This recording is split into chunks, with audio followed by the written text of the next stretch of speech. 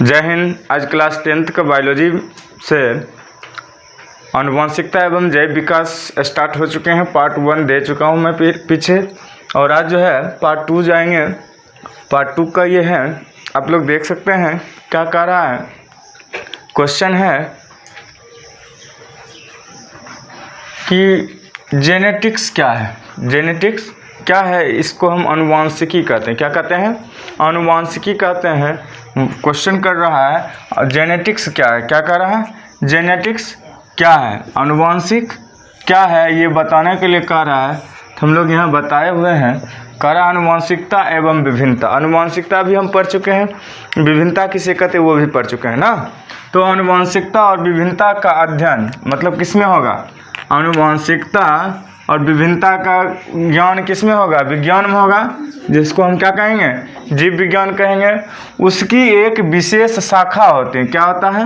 एक डाल, मतलब एक शाखा का मतलब ब्रांच हुआ। क्या हुआ? एक ब्रांच होते हैं। उस ब्रांच के अंतर्गत होता है जो आनुवंशिकी या जेनेटिक कहलाता है। क्या कहलाता है? जेनेटिक्स कहलाता है। अब जेनेटिक्स के बारे में आप समझ गए कि आनुवंशिकता और विभिन्नता के ना अध्ययन के लिए एक विशेष प्रकार का क्या है? शाखा होता है जीव विज्ञान का। उसी को हम क्या कहते हैं? आनुवंशिकी या जेनेटिक्स कहते हैं। ओके, चलिए अब दूसरा में आइए। जीवन प्रारूप या क्या कहेंगे? जीवन प्रारूप या उसको क्या कहते हैं? जीनोटाइप कहते हैं। क्या कहते हैं? जीवन प्रारूप या जीनोटाइप कहते हैं। या किसे कहते हैं? तो मैं इसको आराम से देख रहा हूँ कि किसी जीव को, ऐसे तो बायोलॉजी में तो खास करके पादप जीव इसी पर न हुआ, और केमिस्ट्री में सिर्फ केमिकल की बातें हुआ है, फिजिक्स में भौतिक के बारे में बात हुई है। कौन है जी? आ जाओ।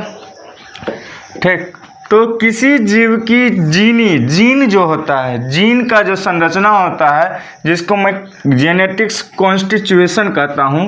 क्या कहता हूँ? जेनेटिक्स कॉन्स्टिट्यूशन कहता हूँ। उस जीव का क्या कहेंगे? उस जीव का जीवन प्रारूप या जीनोटाइप कहते हैं। उसको क्या कहते हैं?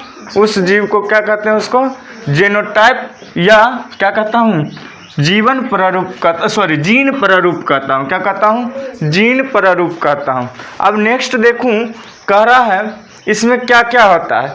तो शारीरिक संगठन जो होता है आपका, शारीरिक जो सिस्टम होते हैं, क्या होते हैं? जैसे शरीर का गठन, मतलब बॉडी फिटनेस उसको हम कह सकते हैं। शारीरिक गठन, लंबाई और बौनापन जो होता है वो, कि किसी भी चीज़ का, किसी भी जीवों का लंबाई कैसा होगा, बौनापन कैसा होगा, इसके बारे में बताएगा।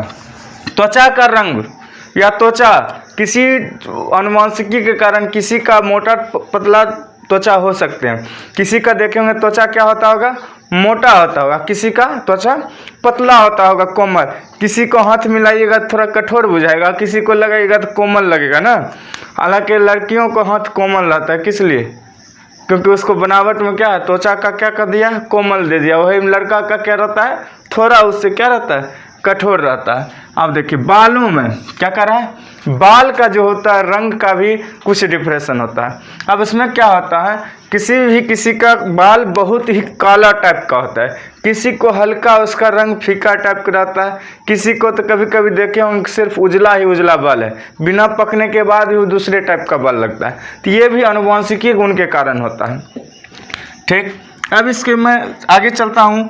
लक्षण, अब इसको क्या कहते हैं? फेनोटाइप कहता हूँ। लक्षण या फेनोटाइप किसे कहते हैं? लक्षण से आप लोग समझ ही चुके होंगे कि लक्षण किसको कहते हैं। लक्षण कब होता है? जब किसी चीज़ की आदतें होती है ना, किसी चीज़ की आदतें होती हैं, वही लक्षण होते हैं। तो लक्षण कई प्रकार के हो सकते हैं। तो जीव में कैसा कैसा लक्षण होगा?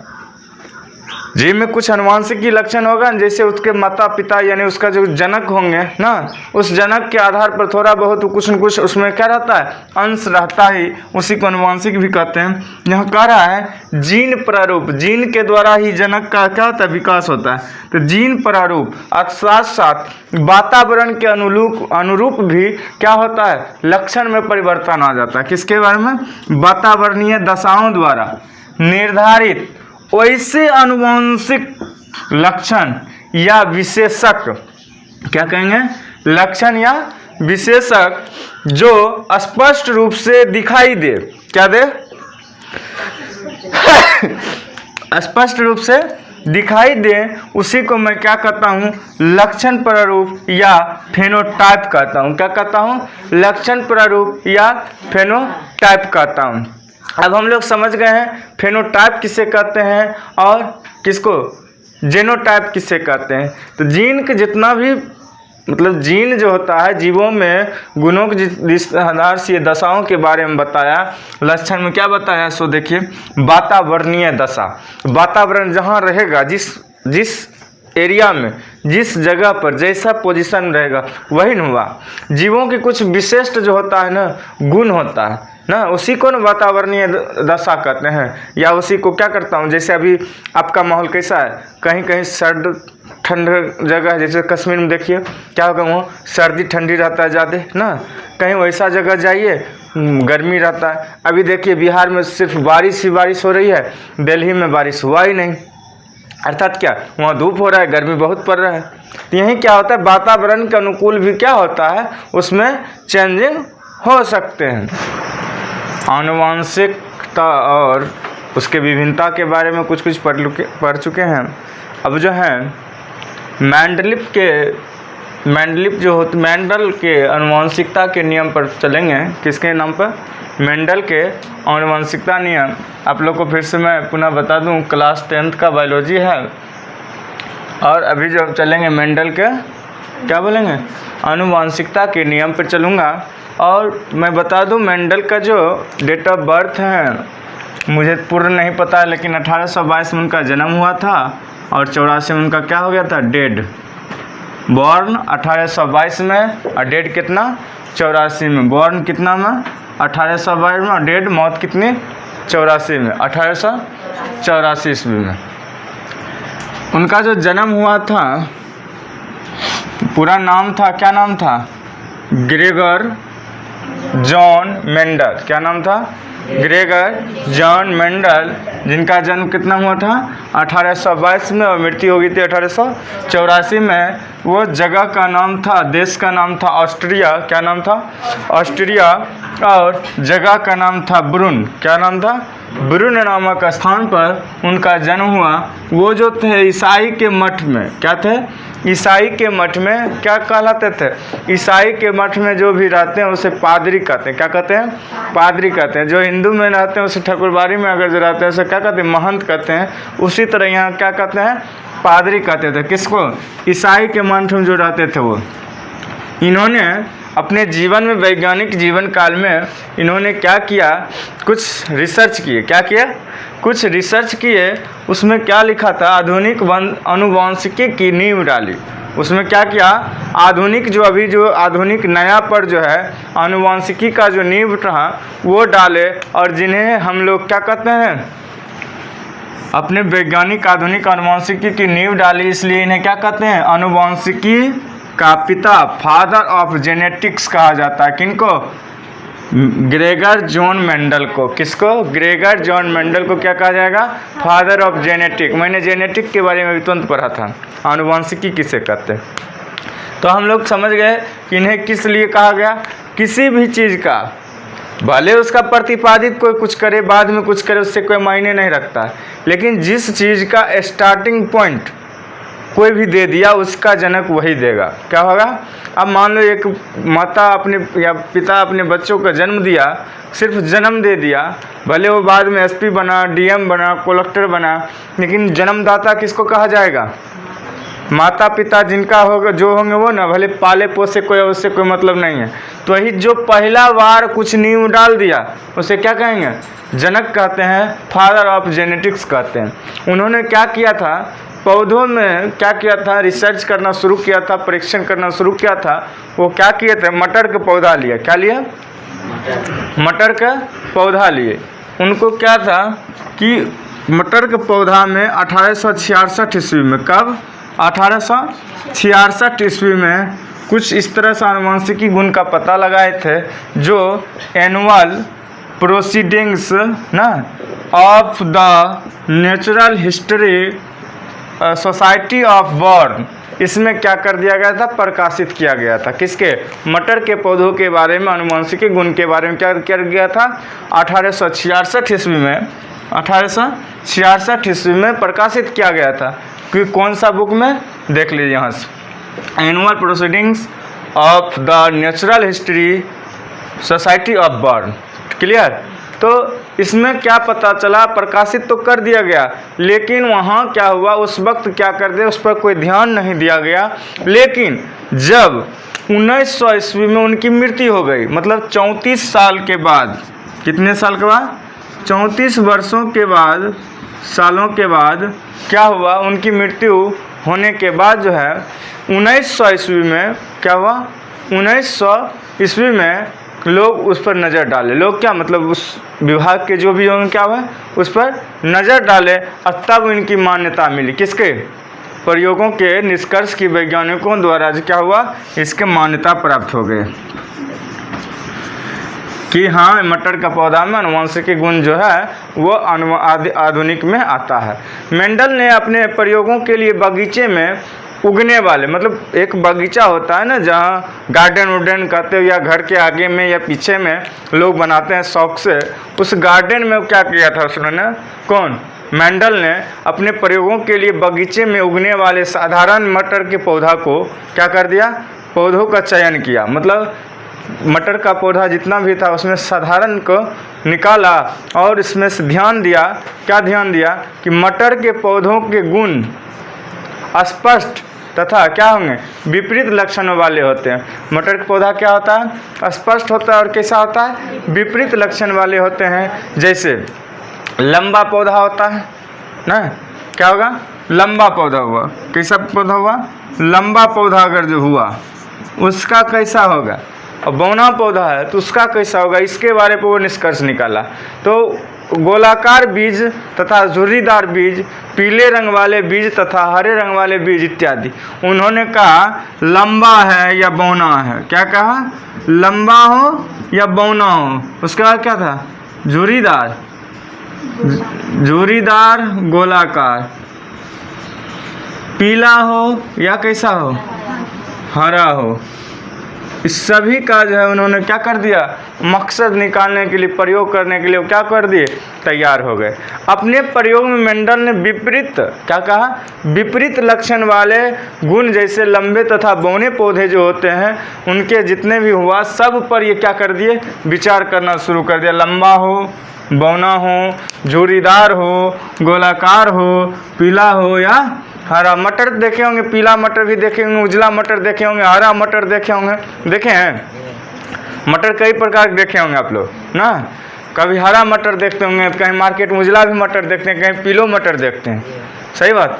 तो इस तरह से क्या कर दिया उन्होंने, क्या कर दिया, अपने प्रयोग में एक बौना पौधा के सारे फूलों को खोलकर उनके पुंकेसर, फूल के बारे में आप लोग पढ़े हुए हैं बैक कुछ चैप्टर में, वो क्या करता है, पुंकेसर में को हटा दिया ताकि उनमें स्वपरागण न हो सके, वो स्वपरागण नहीं कर सके। क्या था कि आगे जो है उसमें क्या कर दिया उन्होंने, एक लंबे पौधों में फूलों को खोलकर क्या कर दिया, उनके परागणों को, मतलब बौना पौधा लिया, एक कौन पौधा लिया, बौना पौधा लिया।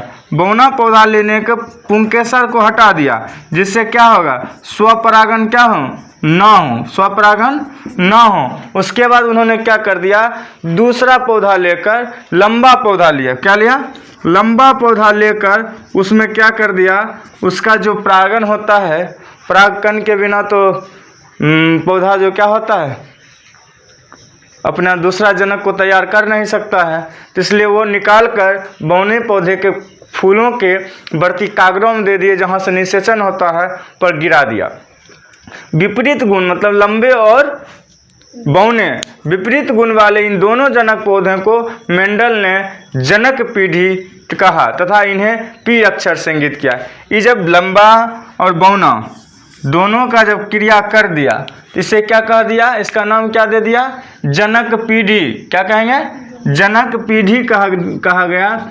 जनक पीढ़ी का नाम दिया गया, किसका नाम दिया गया, जनक पीढ़ी कहते हैं इसको। और इसे पी से सूचित किया गया, किससे, पी से सूचित किया गया। पी अक्षर से इसे क्या कर दिया, सूचित कर गया। और इस प्रकार के परागण के बाद जो बीज बने उनसे उत्पन्न सारे पौधे क्या हो गए, लंबे नस्ल के हुए। क्या हुए, लंबे नस्ल के हुए। अब इसके आगे मैं देखता हूँ कि मटर के विशेष में क्या, मटर का प्रभाव के बारे में आप लोग जान चुके हैं थोड़े बहुत, इसका थोड़ा ज़्यादा से विस्तृत रूप से इसके बारे में जान लो। मैंने कहा था जनक पीढ़ी, पेरेंटल क्या जनरेटेशन जो था उसे मैंने किससे सूचित किया था, पी से सूचित किया गया था, और इंगित क्या किया गया था, पी से। इस प्रकार परागण के बाद जो बीज बने उनसे उत्पन्न सारे पौधे क्या हो गए, तो सब लंबे हो गए। बौना का भी क्या हो गया, लंबे हो गया। तो इस पीढ़ी के पौधों को मेंडल ने प्रथम संतति कहा था। क्या कहा था, जो बौनों से क्या हो गया, लंबा नस्ल को हो गया, लंबा नस्ल सभी हो गए, सभी। इसको क्या कहा मेंडल ने, प्रथम संतति का। क्या कहा, प्रथम, इस पीढ़ी को क्या कहा, प्रथम संतति कह दिया। प्रथम संतति कहने वाला क्या कहिएगा, बौने पौधे का जो है क्या किया था, ऊपर से पुंकेसर को हटा के लंबे पौधे वाला क्या कर दिया, परागकण को वर्तिकाग्र में डालने के बाद जितने भी पौधे तैयार हुए कैसे तैयार हो गए, लंबे नस्ल को हो गए। और इस लंबे नस्ल को हम पीढ़ी को क्या कहते हैं, जनक पीढ़ी कहेंगे, और इसे पी से सूचित करेंगे। और इस पीढ़ी को पौधों के लिए प्रथम संतति भी कहा गया। क्या कहा गया, प्रथम संतति का भी नाम दिया गया। क्लियर। अब देखते हैं, तो हम यहाँ जो देख रहे हैं F1, यहाँ देखिए, यहाँ F1 लिखा हुआ है, गौर से देखिएगा तो F1 लिखा हुआ। F1 पीढ़ी क्या हुआ, F2 पीढ़ी क्या हो, ये T क्या क्या लिखा हुआ है, T capital T small T, ये सब क्या है, इसके बारे में अब मैं जान लूँ। तो गौर से देखिए, F1 पीढ़ी के पौधे में दोनों जनक पौधों P के गुण अर्थात लंबा तथा क्या होता, बौना मौजूद थे। देखिए F1 में देखिए, लंबा और बौना मौजूद करने के लिए क्या कहा गया था, ठीक है रन जी, बुक में देखिए।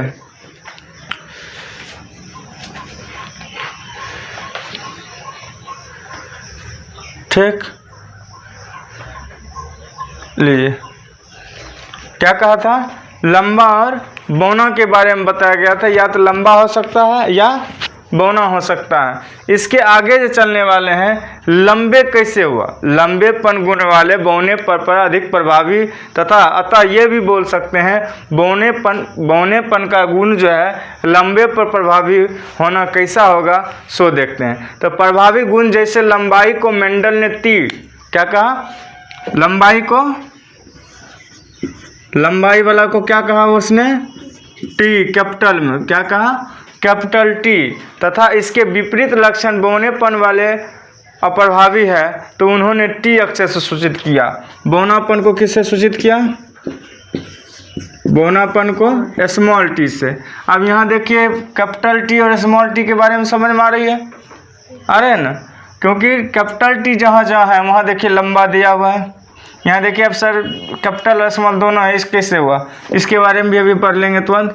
दोनों स्मॉल है तो इसलिए यहाँ क्या लिखा गया है, बौना। यहाँ दोनों कैपिटल है तो क्या लिखा गया, लंबा। अब देखता हूँ इसके बारे में, दोनों का आप लोग स्टेंजा बना लीजिए। ये दोनों के बारे में चल गए, लंबे को क्या कहेंगे, कैपिटल टी, और इसके विपरीत बौने को क्या कहेंगे, स्मॉल टी। इस पर F1 पीढ़ी के सभी पौधे टी गुण वाले होंगे। क्या होंगे, टी। तो कौन टी, कैपिटल टी और स्मॉल टी। अब देखिए किसके बारे में कहा मैंने, F1 पीढ़ी पर बोला ना, किसके बारे में बोला, F1 पीढ़ी के बारे में बोला। तो क्या हो गया, टी गुण वाले होंगे। देखिए यहाँ से टी आया, टी यहाँ बन का आया, कैसा हो गया, टी। ठीक, कैसा हो गया, टी। यहाँ भी देखिए टी आया, यहाँ से यहीं लिए हैं तो दोनों टी हो गया। क्या हो गया, ये टी गुण वाले होंगे, किसना, अर्थात बौने और लंबा दोनों के गुण वाले हो सकते हैं, ये कहना मुश्किल है। अब जब आगे चलेंगे, इनमें से टी जो है कैपिटल टी है किसका है, लंबापन, और स्मॉल टी क्या है, बौनापन का। इसलिए F1 के पीढ़ी के सभी पौधे लंबे होंगे। क्या होंगे, सभी पौधे क्या होंगे, लंबे होंगे। देखिए F1 है, ये F1 है, यहाँ देखिए सब पौधा लंबे है ना, है नहीं यहाँ। पी वाला में देखिए लंबा और बौना दोनों है ना। अब दोनों को जब समीकरण कर दिया, स्मॉल लंबा और ठीक है युग्मक कर दिया, तो ये क्या निकला, सब लंबे निकला। इसका नस्ल कैसा हो गया, सब लंबे हो गया।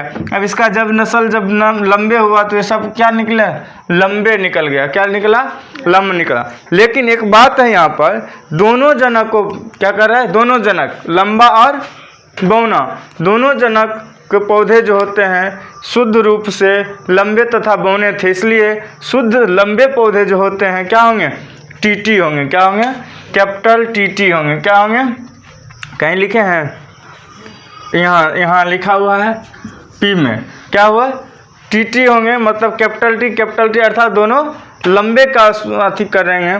और इसमें विपरीत शुद्ध वाले बौने वाला को क्या होगा, टीटी होगा, स्मॉल टीटी। ये में लंबा वाला का है, इसमें क्या है, स्मॉल मतलब बौने वाला का है। दोनों गुण को जो होता है इंगित किया गया है। अब F1 पीढ़ी के पौधों में दोनों गुण क्या क्या मौजूद हैं, कैपिटल टी और स्मॉल टी, ये दोनों टी मौजूद हैं। किसमें, F1 पीढ़ी में। देखिए कैपिटल टी स्मॉल, F1 है ना, capital T small T, capital T small T, मतलब लंबा और बौना दोनों दिया गया है। इसलिए इन्हें हम संकर नस्ल कहते हैं। इसे क्या कहते हैं हम लोग, दोनों को मिला के जब चला है इन्हें मैं क्या कहूँगा, संकर नस्ल कहूँगा।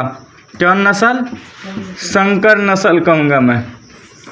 इसका नाम मेंडल ने क्या कर दिया, संकर नस्ल रख दिया गया। क्या रखा गया। अभी जो हम चल रहे हैं मटर के पौधों में अभी चल रहे हैं, बहुत ही यूनिक विषय है कि मटर के पौधों का कितनी बड़ी रिसर्च के बाद पता चला कि मटर के पौधों के लंबाई नस्ल बौने पर नस्ल कैसे उत्पन्न हुआ, इसके बारे में जानते हैं। नस्ल संकर नस्ल तक हम लोग आ चुके हैं ना। और संकर नस्ल में क्या क्या होता है वो हम देख लेते हैं। कैसे संकर नस्ल नाम दिया वो देखा जाए। अब देखिए, जब मैंने प्रभावी क्या कर दिया, प्रभावी मतलब क्या, डोमिनेट। प्रभावी का अर्थ हो गया क्या, लंबेपन। क्या हो गया, लंबा। क्या होगा, लंबे पर, उसको क्या कहेंगे, टी। उसे क्या कहेंगे, टी। जो लंबेपन में होगा उसे क्या कहेंगे, टी। अप्रभावी स्मॉल टी रिसेसिव उसको कहते हैं, उसको क्या कहूँगा, बौनेपन अर्थात स्मॉल टी। जब F1 मतलब क्या, F1 पीढ़ी, जब F1 पीढ़ी को क्या किया, F1 पीढ़ी को रिप्रोडक्शन किया, किससे, जनन, प्रजनन जिसको कहते हैं। क्या कहते हैं, प्रजनन जब किया F1 पीढ़ी के पौधे का, जब आपस में प्रजनन कराया तो क्या हुआ, अगली पीढ़ी तैयार हुआ, जिसे हम लोग क्या कहते हैं, F2 जनरेशन अर्थात सेकेंड जनरेशन। क्या कहेंगे, सेकेंड जनरेशन। तो F2 जनरेशन आप लोग यहाँ देख रहे हैं और F1 जनरेशन यहाँ देख रहे हैं। इसका जब प्रजनन हुआ, रिप्रोडक्शन हुआ, ठीक है, तो इसके बाद किसका निर्माण हुआ, F2 का निर्माण हुआ। F2 में देखिए तो यहाँ क्या कह रहा है, जब पौधा का आया ना तो 3:1 में आया।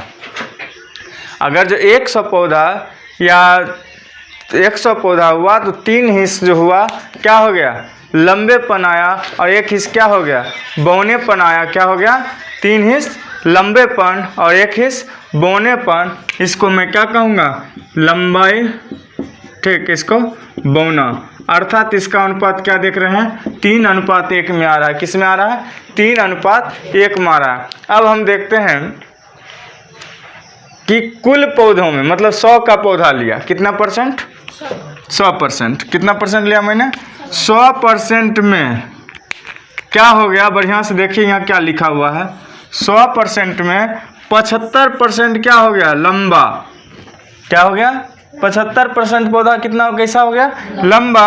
और 25% क्या हो गया, बौना।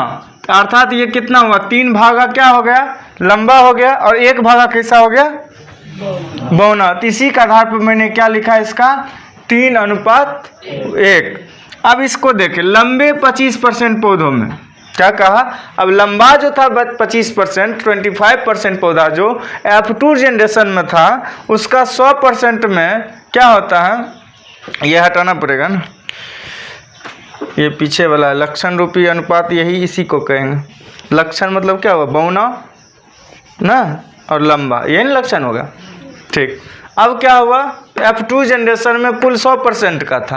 अब कुछ शुद्ध जो लंबे होते हैं, शुद्ध लंबा जो था कैपिटल T देंगे, डबल कैपिटल T, तथा शेष संकर नस्ल कैपिटल T और स्मॉल t दोनों का जो है क्या है, इस 100% में निकला दोनों का। अब कह रहे संकर नस्लें प्रभावी गुण कैपिटल T मतलब कि लंबा, क्या कह रहा है, संकर नस्ल प्रभावी गुण क्या होगा, कैपिटल T लंबा, और अप्रभावी गुण स्मॉल t बौना, क्या कहेंगे, बौना। तो इस आधार पर जब मैंने चला तो इसका क्या जनरेशन निकला कि संकर नस्ल के लंबे पौधों के प्रभावी गुण जो होते हैं लंबे होते हैं, और प्रभावी गुण भी कुछ होते हैं जो क्या होते हैं, बौने होते हैं। दोनों को मिश्रण है, क्या है, दोनों का मिश्रण है। अब हम इसके आगे जो चलूँगा, जीन प्ररूपी अनुपात किसे कहते हैं वो लिख लूँगा। उस